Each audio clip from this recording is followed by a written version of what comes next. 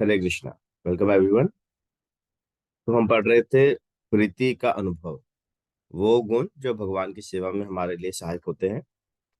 और कल हमने पढ़ा था उस चीज के बारे में कि भक्त सोचते हैं कि अगर हम जप कर रहे हैं, सेवा कर रहे हैं, तो भगवान हमारे समक्ष प्रकट क्यों नहीं होते। अगर भगवान हमें अपना थोड़ा सा प्रेजेंस का हमें फील कराएंगे या फिर हमारे सामने आ जाएंगे तो हमारी भक्ति बढ़ जाएगी, है ना। या फिर कोई नास्तिक है, परिवार में कोई जन है जो भगवान को मानता नहीं है या विश्वास नहीं करता, हम सोचते हैं यार कि एक बार भगवान के सामने आ जाए, है ना, फिर विश्वास हो जाएगा, क्योंकि देख लेंगे तो भक्ति बढ़ जाएगी फिर। तो विष्णु चक्रवर्ती ठाकुर की टीका थी, जो रासलीला के ऊपर जो टीका थी, उसके द्वारा उन्होंने समझाया था कि कैसे भगवान ऐसा नहीं करते, क्योंकि वो चाहते हैं कि भगवान हमारा जो हृदय है वो शुद्ध हो। और गोपियां जब भगवान की रासलीला में थी और भगवान उनके मन में थोड़ा सा जब अहंकार आया था, तो वो भगवान वहां से अप्रकट हुए थे। तो वो सब हमने पढ़ा था। अब आगे पढ़ते हैं। श्रीला विश्वनाथ चक्रवर्ती ठाकुर का अभिप्राय गंभीरता पूर्ण निष्ठा, श्रद्धा और स्थिरता से है, जो सभी भक्ति के मौलिक तत्व हैं। हमें हमारा कर्तव्य करना चाहिए। और फिर जैसा कि दामोदर लीला में हुआ था, यदि श्री कृष्ण की इच्छा हुई तो वे अपनी कृपा रूपी एक अंगुल की दूरी हमें हमारे परिश्रम में जोड़ देंगे। हम उन्हें प्रतिक्रिया करने के लिए बाध्य तो नहीं कर सकते, किंतु हम श्रद्धा पूर्वक स्वयं को हरिनाम को समर्पित कर प्रतीक्षा कर सकते हैं। यहाँ कह रहे हैं कि जैसे दामोदर लीला, आप सबको पता है, पहले हमने कई बार वर्णन किया है कि दामोदर लीला में क्या हुआ था। रस्सी 2 उंगल छोटी हुई थी। 2 उंगल से का क्या अभिप्राय है? एक उंगली मतलब हमारा प्रयास, हमारा परिश्रम, एंड दूसरा सेकंड उंगली मतलब भगवान का कृपा, भगवान की कृपा। हमारी हमारा परिश्रम, भगवान की कृपा। अब भगवान की कृपा तो हमारे अधिकार में नहीं है ना, हमारे वश में नहीं है कि हाँ भाई लेके आओ लेके आओ। कल हमने कृपा की बड़ी अच्छी डेफिनेशन पढ़ी। कृपा, कर और पा, करो और पाओ कृपा। अच्छी डेफिनेशन। तो कृपा है वो तो हमारे वश में नहीं है, मिलेगी नहीं मिलेगी। हमारे वश में क्या है? हमारा प्रयास। तो भगवान हमारे समक्ष है नहीं है, भगवान हमें प्रसन्नता दे रहे हैं नहीं दे रहे हैं, तो उससे भक्त को नहीं, उससे भक्त विचलित नहीं होता है। भक्त को क्या करते रहना चाहिए? अपना कर्तव्य करते रहना चाहिए। मेरा कर्तव्य है कि मुझे प्रतिदिन ध्यान पूर्वक नियम पूर्वक हरि नाम करना है। मेरा कर्तव्य है कि मुझे ग्रंथों का पठन करना है, भगवान की सेवा करनी है। ये मेरा कर्तव्य है और मुझे अपना कर्तव्य करना चाहिए।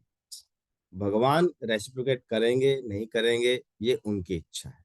आश्लिष्य व पादताम विनष्टुमाम अदर्शनामर्मताम करोतु वा यथा तथा वा विदधातु लंपटो मत प्राणनाथस्तु सेवनाथ।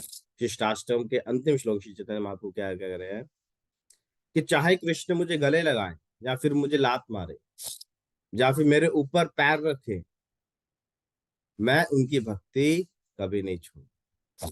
ये भक्त का, ये भक्ति का सर्वोच्च सर्वोच्च स्तर है। जब भक्त हम यहाँ पर पहुंच जाते हैं कि चाहे कृष्ण मेरे साथ कुछ भी करे, हम भक्ति कभी नहीं छोड़ेंगे।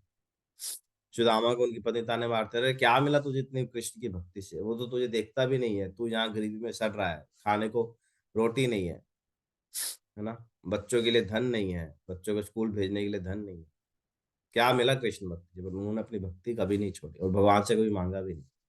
तो भक्ति का सबसे उच्चतम स्तर होता है। हालांकि हम इस स्तर पर नहीं है, पर हमारा कर्तव्य है कि हम अपना इसलिए जो हमारी जो दैनिक क्रिया है वो करते रहे। और ऐसा नहीं कि भगवान रेस्पेक्ट नहीं करते, भगवान अवश्य करते हैं। प्रभुपाद जी कहते हैं कृष्णा इज परफेक्ट जेंटलमैन, है ना। आप इस संसार में भी अगर कोई सज्जन व्यक्ति है, उसको अगर हम कोई सहायता करें तो वो हमको थैंक यू बोलता है ना, या फिर हमारे लिए इन रिटर्न कुछ करता है ना। हम किसी की शादी में जाते हैं, किसी के फंक्शन में जाते हैं, उसे हम गिफ्ट देते हैं, तो लोग रिटर्न गिफ्ट भी देते हैं। जब एक संसार का सामान्य व्यक्ति हमारे छोटे से छोटी सी एक्शंस पर रिटर्न गिफ्ट दे रहा है या फिर है ना थैंक यू बोल रहा है, तो भगवान is, Krishna is perfect gentleman. वो क्यों नहीं करेंगे? एक भागवतम के ना एक श्लोक में प्रभुपाद जी परपट में लिखते हैं, Krishna never forgets even a slightest devotional service rendered by any devotee। किसी भी भक्त के द्वारा की गई एक छोटी सी डिवोशनल सर्विस भी भगवान कभी नहीं भूलते।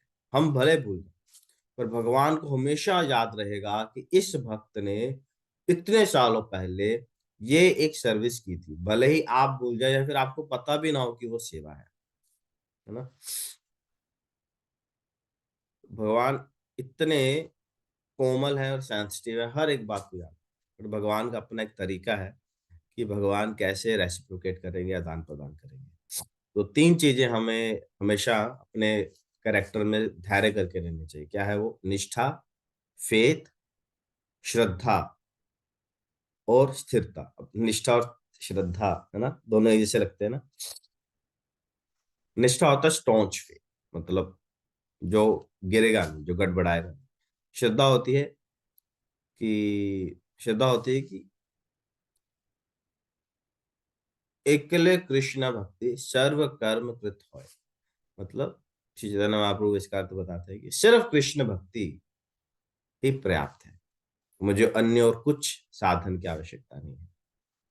वो होती है श्रद्धा। एकमात्र कृष्ण भक्ति is sufficient, sufficient for me.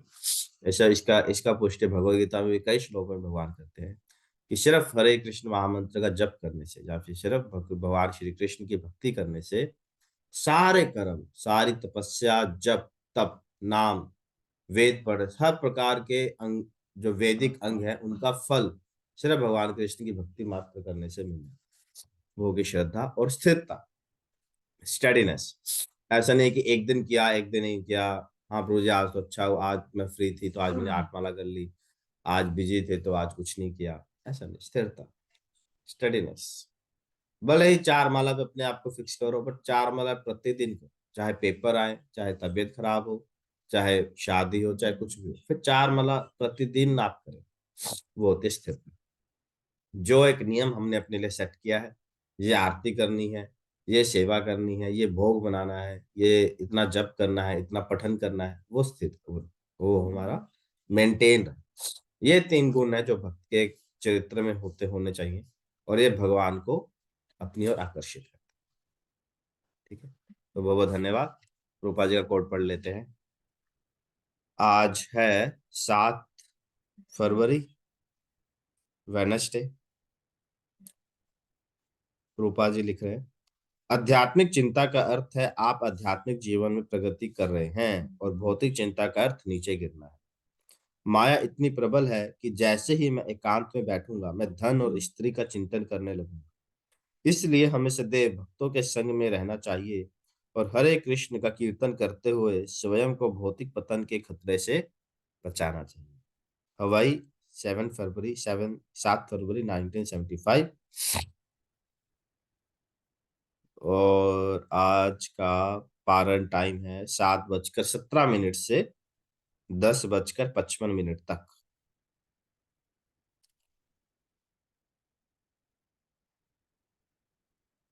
Okay, हरे कृष्णा, बहुत धन्यवाद। कोई प्रश्न?